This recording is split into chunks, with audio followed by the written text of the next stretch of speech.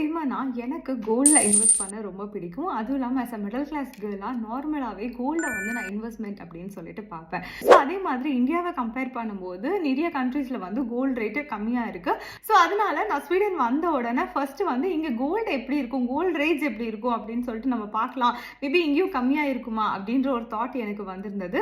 So அதனால நான் இங்கே வந்தோன்னு ஒரு கோல்டு ஷாப்புக்கு போய் பார்த்தேன். ஸோ நான் போய் பார்த்ததுக்கப்புறம் தான் எனக்கு தெரிஞ்சது அது வந்து ஒரு ஷாக்கிங்கான விஷயம் அப்படின்னு சொல்லலாம். என்ன அப்படின்னு சொன்னோம்னா, இங்கே வாங்குறதுக்கு இந்தியாவிலே வாங்கலாம் அப்படின்ற ஒரு தாட் வந்துருச்சு. அது ஏன் அப்படின்னா, ஸோ இந்தியாவில் நார்மலாகவே நம்மளுக்கு 22 கேரட் 24 கேரட் அந்த மாதிரி கோல்டு இருக்கும். ஸோ இப்போ 22 கேரட் அப்படின்னு சொல்லும்போது நம்மளுக்கு 91.6% ஆஃப் பியூரிட்டி இருக்கும். 24 கேரட் அப்படின்னு சொன்னால் 99.9% ஆஃப் பியூரிட்டி இருக்கும் அப்படின்றது நம்ம எல்லாருக்குமே தெரியும். அதுக்கு கீழே போகும்போது அதோட பியூரிட்டிஸ் வந்து ரொம்ப கம்மியாகும்.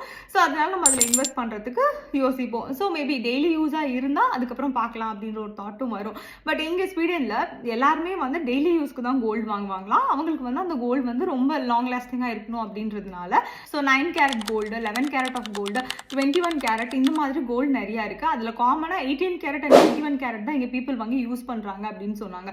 என்னோட தாட் எப்படி இருந்ததுன்னா, ஓகே நம்ம டெய்லி யூஸ்க்கு தானே வாங்குறோம், எனிவேஸ் அது ஒரு இன்வெஸ்ட்மெண்ட் தான். ஸோ அதனால நம்ம டெய்லி யூஸ்க்கு கோல்டு வாங்கிடலாமே அப்படின்னு சொல்லிட்டு அந்த 21 கேரட் அண்ட் 18 கேரட் ஆஃப் கோல்டோட ரேட்டை கேட்டேன். சரி எவ்வளோ இருக்குன்னு பார்க்கலாம், அதுக்கப்புறம் நம்ம அதை யோசிக்கலாம் அப்படின்னு சொல்லிட்டு நம்ம 21 கேரட் பார்க்கலாம். அது கொஞ்சம் ஓகேவா தானே இருக்குது, நம்ம ஊர் காசுக்கு இது கம்பேர் பண்ணி பார்க்கலாம் அப்படின்னு சொல்லிட்டு ஸ்வீடனில் பார்த்தா 1168 crores அப்படின்னு சொன்னாங்க இன்னைக்கு கோல்டு ரேட்டோட. ஸோ இதை வந்து இன்டூ 9.75 மல்டிப்ளை பண்ணால் 11,390 rupees வருது. ஸோ 11,390 rupees INRல, அதாவது 1 கிராம் கோல்டு ரேட்டு ஸ்வீடனில் நம்ம ஊர் காசுக்கு கம்பேர் பண்ணால் 11,390. ஸோ இன்னைக்கு இந்தியாவோட கோல்டு ரேட் அப்படின்னு சொல்லி பார்க்கும்போது 12,000 to 13,000. ஸோ நான் சொன்ன ரேட் வந்து இந்தியாவில் 22 கேரட்டோட ரேட் தான் 12,000 to 13,000.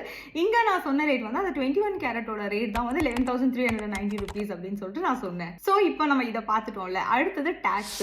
ஸோ நம்ம இந்தியாவில் வந்து கோல்டுக்கு 3% தான் ஜிஎஸ்டி டேக்ஸ் போடுறாங்க. பட் ஸ்வீடனில் tax and jewellery moms tax, அதாவது வேட் டேக்ஸ் அப்படின்னு சொல்லிட்டு 25% போடுறாங்க. ஸோ நம்ம 25% டேக்ஸ் கட்டணும். இந்தியாவில் 3% தான், இங்கே 25% டேக்ஸ் கட்டணும். ஸோ இப்போ மேக்கிங் சார்ஜ் அப்படின்னு சொல்லி பார்த்தோம்னா, இந்தியாவில் வந்து நம்மளுக்கு 5%லேருந்து 25% வரைக்கும் மேக்கிங் சார்ஜஸ் இருக்குது. இங்கே வந்து மேக்கிங் சார்ஜஸ் இவ்வளோதான் அப்படின்னு சொல்லிட்டு ஒரு ஃபிக்ஸ்டு சார்ஜஸே இல்லை. 10%லேருந்து 30% வரைக்கும் போகும். சம்டைம்ஸ் அது ஜுவல்க்கு ஏற்ற மாதிரி இன்க்ரீஸும் ஆகும் அப்படின்ற மாதிரி சொல்கிறாங்க மேக்கிங் சார்ஜஸில். ஸோ இங்கே ஸ்வீடனில் கோல்டு வாங்குறது இட்ஸ் நாட் ரைட். அதே மாதிரி இங்கே கோல்டு ரேட் கம்மியாகவும் இல்லை அப்படின்ற அண்டர்ஸ்டாண்டிங்க்கு நான் வந்துட்டேன். ஸோ நீங்கள் யாராவது ஸ்வீடனில் கோல்டு வாங்கலாம் அப்படின்ற ஒரு ஐடியாவில் இருந்தீங்க அப்படின்னா உங்களுக்கு இந்த வீடியோ ஹெல்ப்ஃபுல்லாக இருக்கும்.